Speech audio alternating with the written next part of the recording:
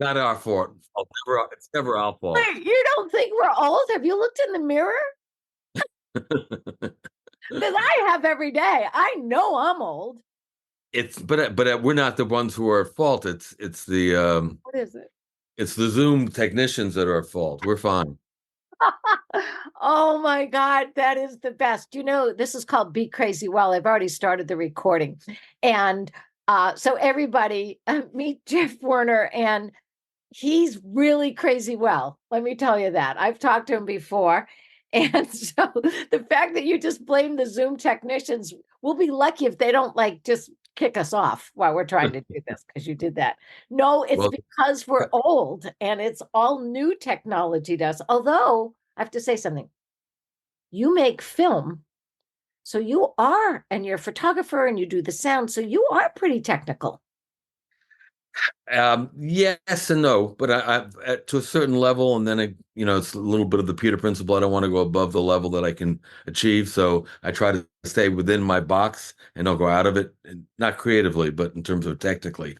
So I have found that very often because there's so much technology that we're dealing with, that, for instance, talking about sending a link to somebody, I will very often send the link to somebody, and the link will be the link from a previous Zoom that I, for some reason, picked up. But you know what I mean? But it's just because I'm a little bit overly involved in stuff. And so it's not necessarily age. It may also be just trying to juggle too many things at one time. Oh, who taught you that? Who taught you that you had to juggle a whole bunch of Uh, I don't, dad, I think mom? no, I think that's kind of like, when you're directing a film, or you're involved in any kind of creative thing, you're kind of like, I used to compare it to, I used to be a school teacher. I used to compare being on the set to being in the classroom, because you have all these students, quote unquote, that you have to handle and cajole and get as much as you can out of them, and so it's almost sort of like a school teacher, and the school teacher is constantly juggling behavior and context and material and facts, and so I think it comes with the territory. What grade did you teach? I taught fourth and fifth grade. I actually had a Oh, very interesting kind of situation where I taught a fourth grade class, and they inaugurated, this was back in New York, and they inaugurated a program where the teacher and the class moved up to fifth grade together. So I had these kids for 2 years straight, which I think for me at least, it was very, very positive, because I got to, very often you work with a kid and there are all these other co-educators in their lives, whether it be society or yeah. parents or whatever. And very often you don't really get a chance to impart everything you want to in those 9 months or 10 months of school. And so by going on to the next year, you actually had a continuation, a kind of continuum, and you were able to, you knew that Melvin's problem was that he thought he wasn't good at math, but he really was good at math. So when he appeared in September, you knew that already. You didn't have to learn that, and you could start right away where you left off in June. So, What year was yes, this? How old were you when huh? what year was this, or how old were you when you did this? This was I was in out of college, so I was probably 24, 25. And when did you get into making films? Like Um, get out of education and into this? I stayed in education for a while. I came down to Los Angeles to get into film. I'm going to say 3, 4 years later. Oh, okay. So you've been here for a while. Oh yeah, I've been here for a while. Uh, I've been around for a while. I've been working on film for a while. I would say one of my first jobs was doing television spots for The Exorcist, the original Exorcist. Oh, So that goes back a ways. I can't believe you just said that. I remember reading the book, closing the page, putting it down, go, well, there's one book they'll never make a film out of.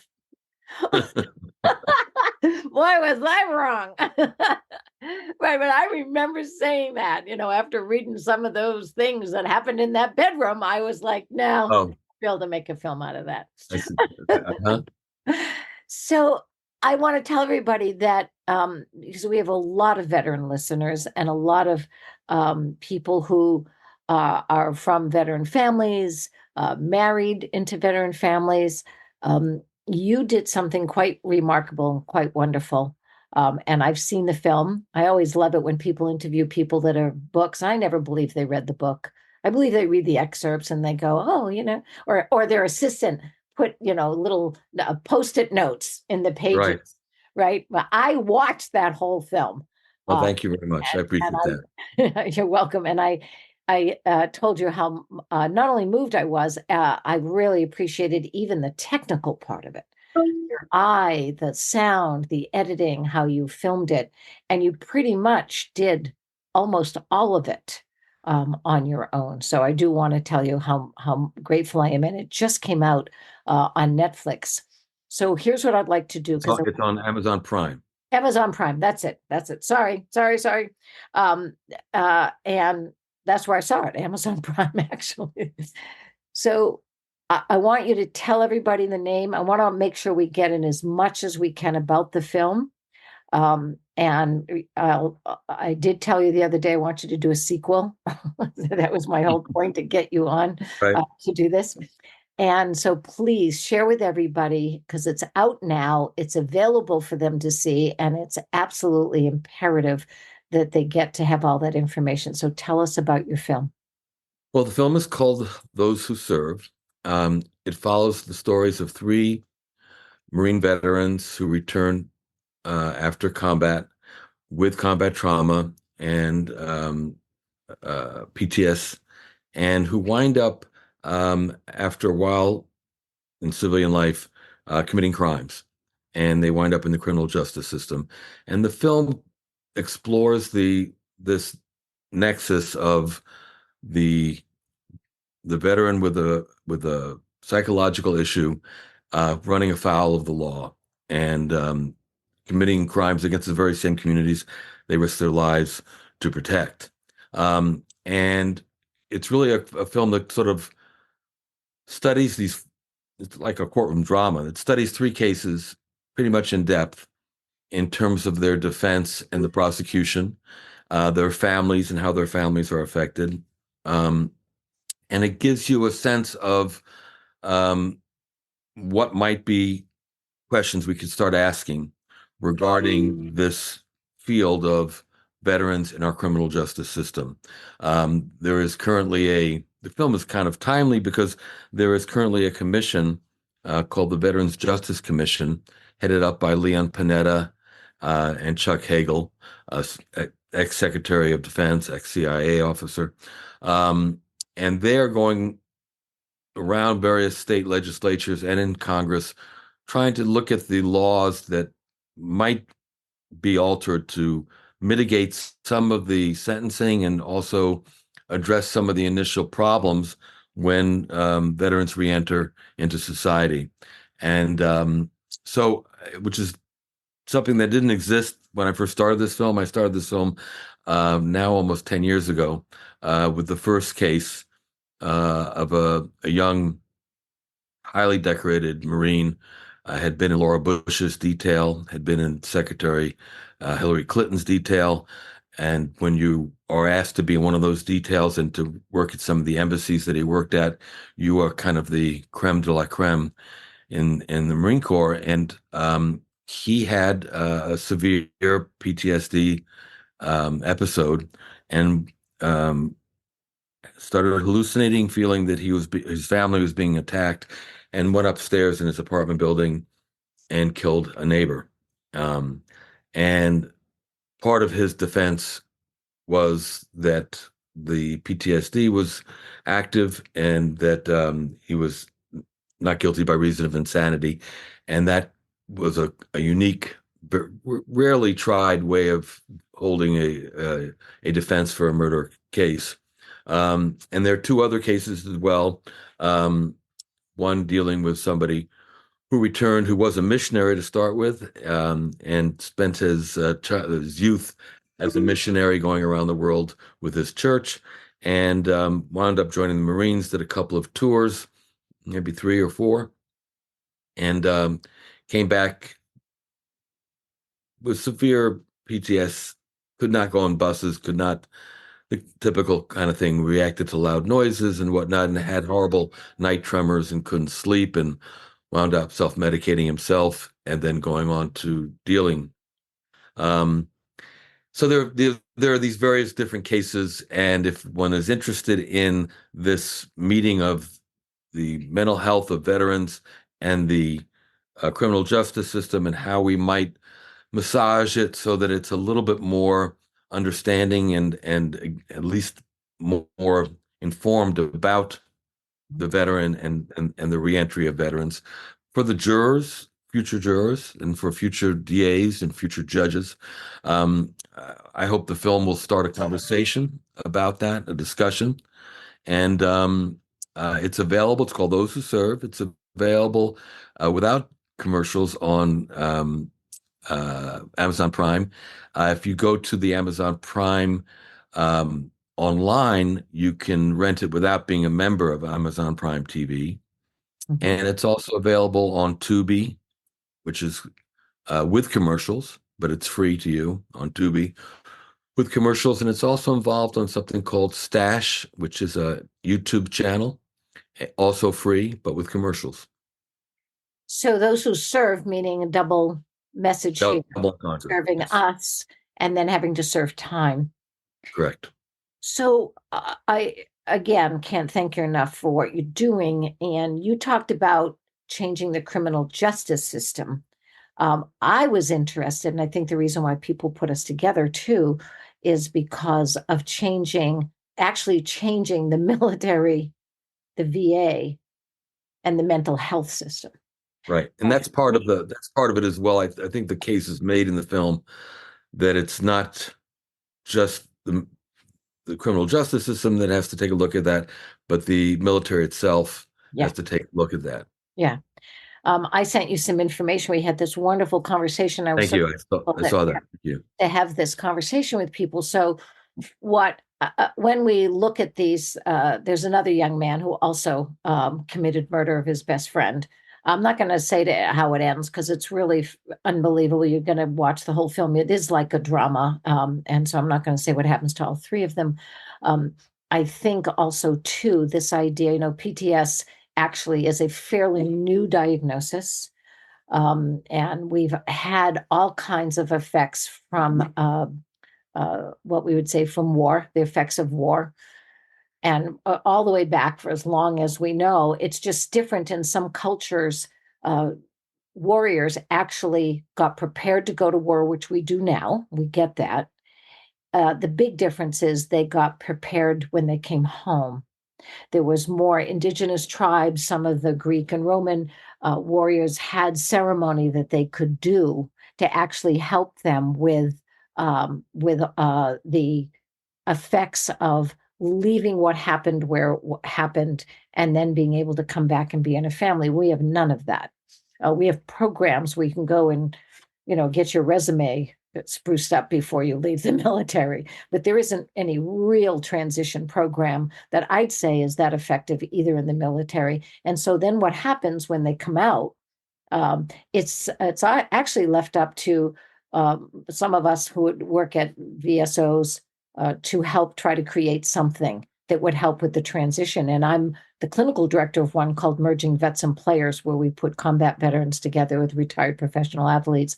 And on a weekly basis, they get to meet and talk about their transition and their issues. And they do peer-to-peer support, and then I add the other clinical support. What struck me when I started to work with combat veterans was when they started to tell me about their deployments, there was lots of horrific things that I heard. Sometimes the horror was that another combat veteran hurt the one of their buddies, one of their unit members. So it wasn't always that the enemy was clear about what was going on. But besides that, I kept hearing I'd go back tomorrow. I even got a sense of the first young man in your film that if he had had an opportunity to stay in, oftentimes young men and young women get out of the military because they want to start a family and there's this choice. Now, remember, the first choice they made was to go into the military, actually, before they started a family. That seems to be more common. And I would hear these horrible stories and I would see these injuries, even physical injuries, and they'd say, I'd go back tomorrow. And I'm confused now.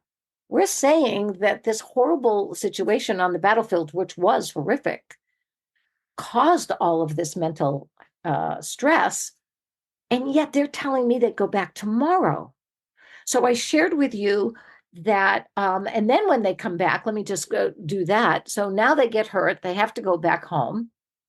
And they're going back home, maybe to a civilian life that wasn't so wonderful. Going into the military at 17 years old might be a reason that you're leaving a home, not necessarily just going in to serve your country, but to actually leave a more dangerous situation. So I sent you some research that we did, and it was this idea that 25 to 35% of all veterans go into the military with PTS from their childhood. And therefore they go in and those PTS symptoms actually help them. I know that sounds weird, but if you're on a battlefield, you should be hypervigilant. Not so much in Walmart, although maybe now you should be in Walmart. But this idea of having no tolerance for mistakes, being ready at a moment, not sleeping well because you could get bombed at any time, those are superpowers when you're in the battlefield. They're not when you come home.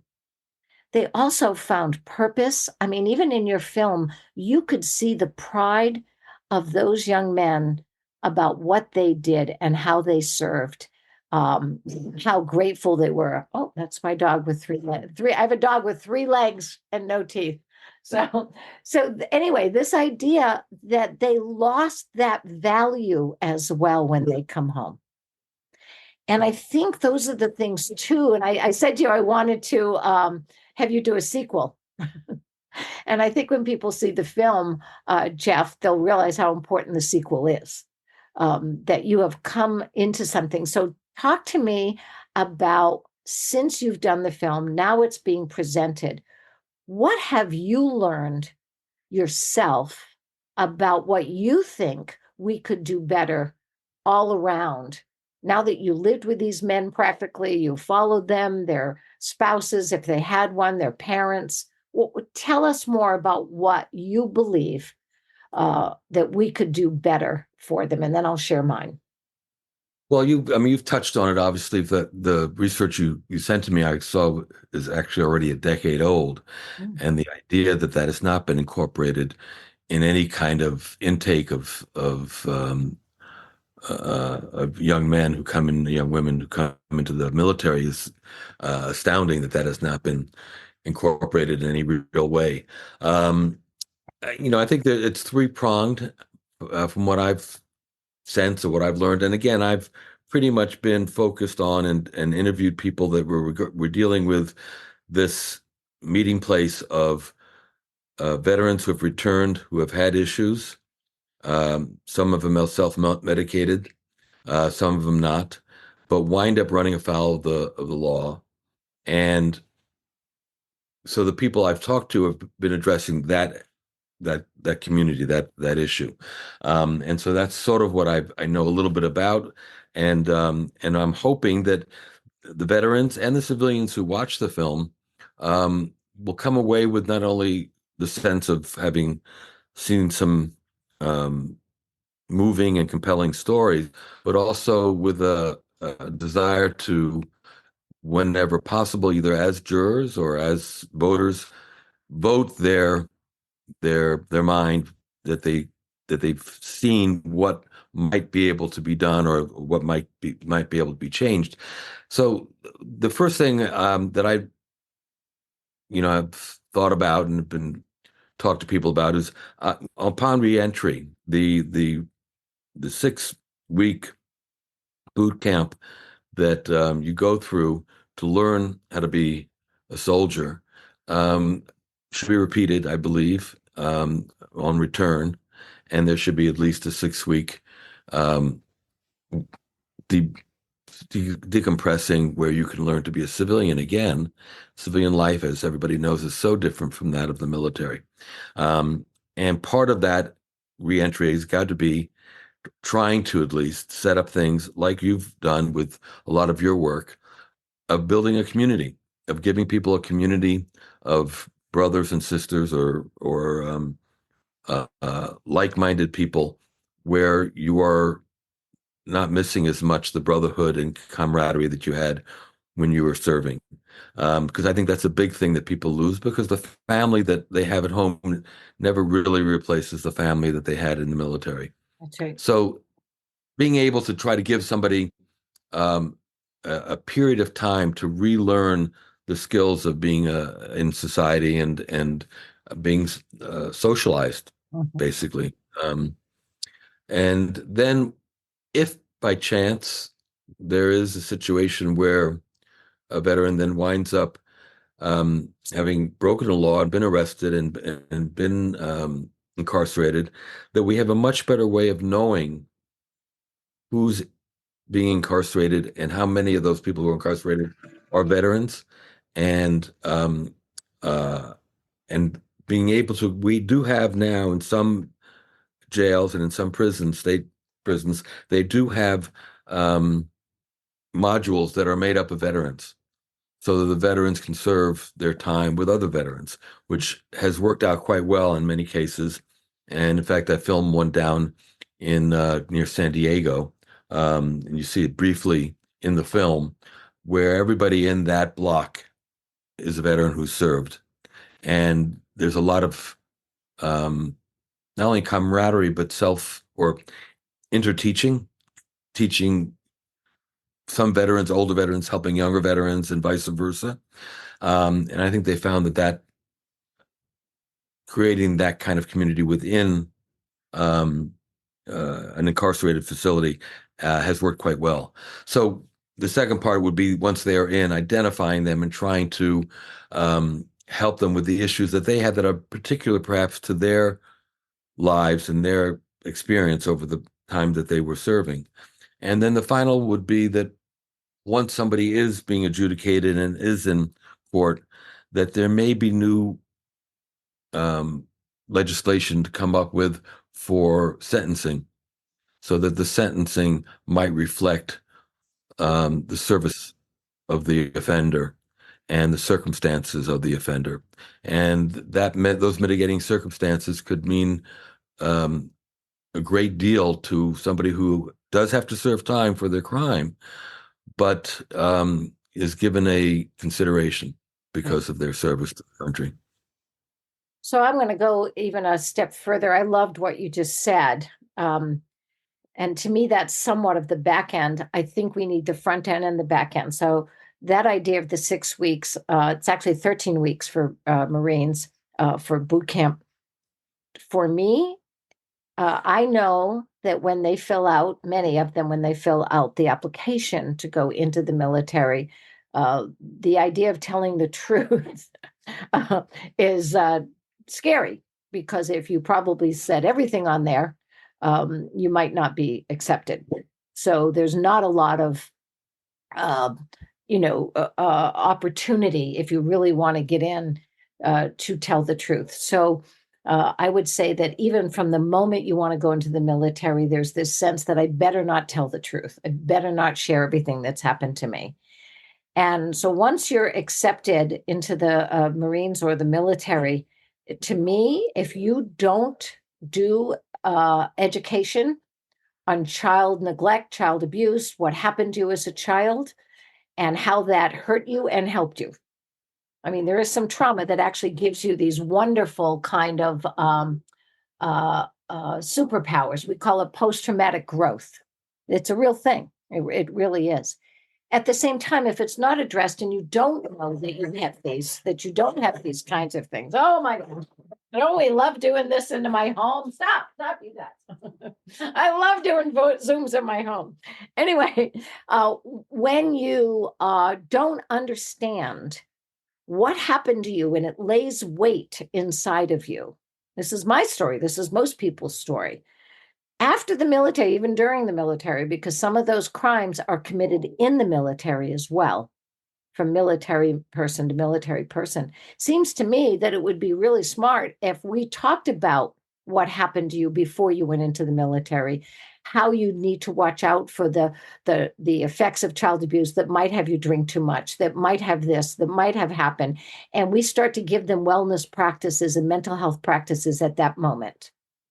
At that moment, it seems to me that that would be really smart. I love your idea of when you come out, you have to go through it again. Now, remember, you're going back to a family, maybe even a father who, abused you. How are you going Right. to manage that?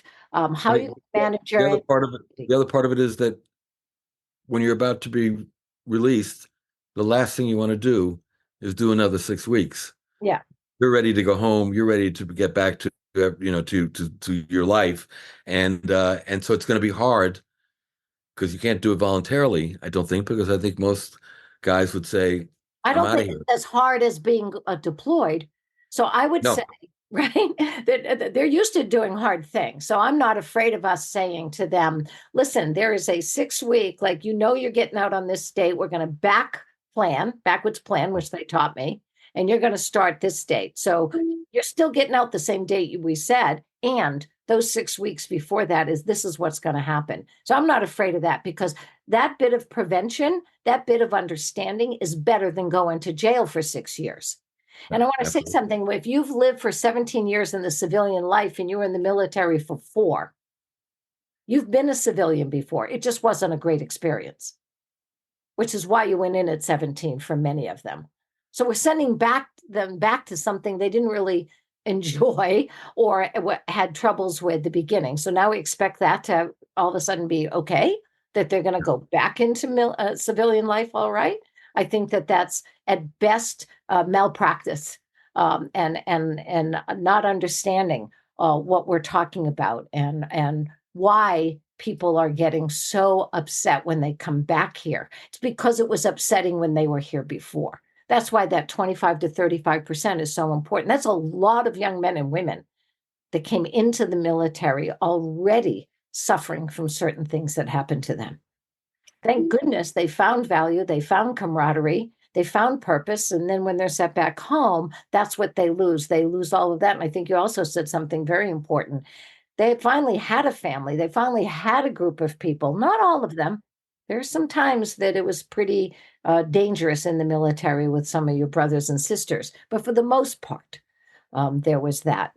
And I think that's very, very important. One of your guys had what we would call not a PTSD episode, he had an actual psychotic episode. That when you believe you're somewhere where you're not, when you're hearing things and being back somewhere, that's actually losing touch with reality. A PTSD episode would be, oh my God, I'm hearing that bang, and it's bringing me back to the battlefield. He thought he was on the battlefield. So I think we should also point out, which we do in the film several times, that obviously the overwhelming majority of veterans return home and go on to lead productive and positive lives, even many with PTS. So it's this is a for anybody listening to this who is not familiar with it, they should know, and we try to stress the idea that the vast majority of veterans return home and go on to lead very productive lives. well, I think also too, what that begs, and thank you for that, is then when somebody is having a difficult time with society because it's difficult to be in a civilian world, it's not necessarily PTS. There's some real issues that you have to deal with people Sure. who don't follow through with what they say, don't do their job, care about things other than what's really important. That's not necessarily PTS. That's from the childhood. That's that Right. idea that my parents or my family didn't do what was right and didn't help. So if I'm all of a sudden the kid, I had to take care of all the kids. So that's also, I think, so my fear is you're absolutely right, that we'll think every time a veteran gets upset with something, it's PTS, as opposed to there's some real concerns about how we as community members help and deal with one another. I also think it's interesting that if you were in for 4 years, even 5 years or 10 years, how much that takes over your experience than the 17 years that you had your most basic training. I call it your first basic training. So I think too, we can see how important the military is, because 4 years can in many ways take over and overshadow the 17 years that you were in a civilian life. So it's not like you don't know civilian life. You just didn't want Right. to be in it, or that the military, worked better. You were a teacher. Could you go back to being a teacher now? Sure.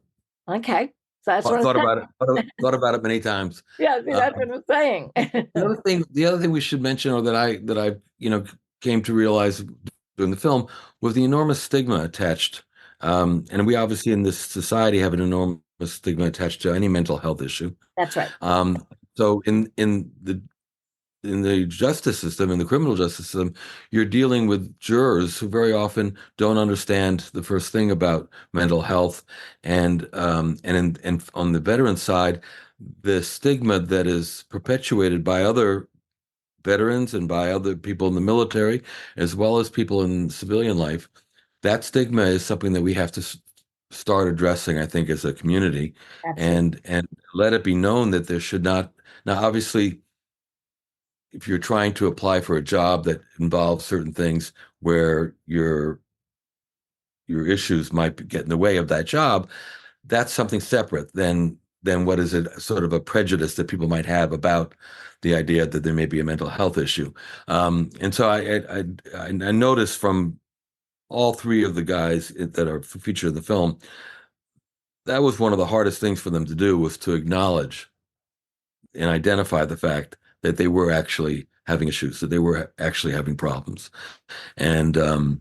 and so that's something, and that stigma enables you to lie to yourself and to lie to others. Yeah. Your fear of people pointing you out. Well, that's also true. I mean, when you think about what I said to you earlier, was they'll lie to get in. So if they have an issue, they won't put it on their application. They'll lie when they're in there in order to stay either downrange or in the military. So if there's an issue, so it is such a desperate need to Yeah, make sure that I get to do the things that I want to do and serve the way that I serve, and be there. You're right. We don't make it easy for people who serve. That would be first responders or anybody else in that kind of way, to make it easy to say, I need help, that I deserve it, is how I teach the veterans I work with. You deserve help. You deserve it. And, if you'll help somebody else on the battlefield, or you'll help somebody else anytime in the service, why are you denying the opportunity for others to serve you and to right, help you? And you might actually be better after you are able to admit that, oh, you know what, I need some help. And therefore you get it. And then you actually become a better military person, or you actually become a better in all areas of your life, father, mother, family member. So I think you're right that we're not honoring the fact that you're an educator. People know that if you educate yourself and you learn more things, there's a good chance you can do math better. You can, what I mean, you can manage your money better. You can do lots of things. You can read a book better. Yet with mental health, we don't believe that. We don't say, well, gee, if I knew more about how my childhood affected me, or if I knew more about anxiety and depression, of which I struggle with, I'm going to be a better person when I know about it and how I can take those symptoms and mitigate them. right. And as in any kind of societal issue or societal problem, there are tentacles to that problem, and those tentacles reach out, and we show it in the film, to the wives and to the mothers and to the children, of these veterans, and they need help. They need. I mean, I've been surprised since the film has been released and is available. I'm getting, on our Facebook page and elsewhere, all sorts of comments and questions and uh, confessions from wives of veterans, from sisters of veterans, from brothers of veterans, talking about how difficult it is for them, trying to deal with their loved one who is in trouble and who is in pain. And so that's another aspect of it, in terms of, like any kind of societal problem, it's very complex and very far-reaching. But we have to remember that there are members of the families connected to these veterans who are also in need of help very often. One of the things we do at Merging Vets and Players is We have, like we said, we're peer-to-peer support. I am the second line of support. Anybody that wants any, it's all free. All my work is free as a mental health coach and therapist. And that's true for their families too. So I spend a lot of time talking to veterans' family members as well, because they also deserve that support. I think what's interesting for me is, since we know that a high percentage struggle not only with the effects of the battlefield, that's pretty obvious, and that's also a double-edged sword, because they're also proud of some of the things that they did in terms of how they served and what they did. Um, this idea that the VA does not ask them about what happened before the military, that they don't treat the veteran as a holistic being that had experiences before the military, during the military, and after the military. So I think that we've got to ask strongly that when you help somebody with mental health issues, you have to take the entire context of that human being into consideration. And the second thing that we now know is that much of what we can do to help someone heal comes through the body, not just through the mind. So the other thing you do is you don't treat just someone's thoughts and feelings, but you treat their entire body, their entire being. And, medication isn't always the way to help. It can mitigate a symptom, but it doesn't necessarily heal anything at that point. My grandson had leukemia, and I can tell you honestly, he had it twice because, he comes from a family of overachievers, so he had to do it twice. And we joked with him all the time that the chemo helped and baseball helped. The baseball Yeah. probably helped more. So when Mhm. he was bald and thrown up in the trash can, we knew that that was part of his healing. That was part of him being able to get stronger and to help get his body back into working with itself and not hurting itself. So there's that, as well as that the way we treat people, literally treat them, is very much through handing out a medication and no follow-up about whether or not you're doing the breath work, whether or not you're doing the therapy, whether or not you're doing, the yoga, whether or not you're playing baseball with your friends or on a softball team, whether or not you're going hiking, all those things that we know help that central nervous system to calm down. PTS symptoms are central nervous systems. That's the central nervous system that is out of whack because it's been assaulted for too long and it's on a perpetual on. The dimmer switch is broken. So I think that that's important to know, that the way we treat this is not very helpful either. Right. It's not very effective. Well, anything else you want to tell us about your film? Or I love that we know where we can get it. Anything else that I can say And that we well, didn't do we've been talking on fairly deep and profound level about policy and mental health and whatnot. The film itself is, like I said, kind of three courtroom dramas. They're kind of three uh, true crime stories, really. So it's not the film is not a document. It is a documentary, but it's not a document. It's really a motion picture. It's a film. It tells three stories well, it's that are definitely a narrative. dramatic Yeah. and emotional, and so it's not a lot of lawyers and doctors talking to you and telling you about the issue. It's really actually three, um, uh, we hope, riveting and compelling stories, and the ultimate. I mean, the one thing I guess I would like to leave with anybody would be, in the film we talk about Nemo Residio, leave no man behind, which is a sacred saying from the military.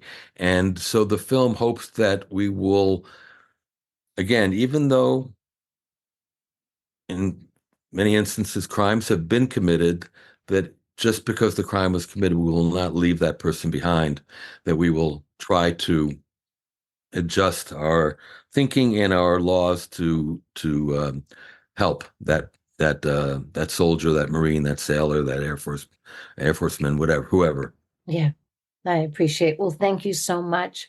I so Thank you, appreciate Susie. I everybody. appreciate it. Yeah. So say the title again. Those who serve and Those who serve.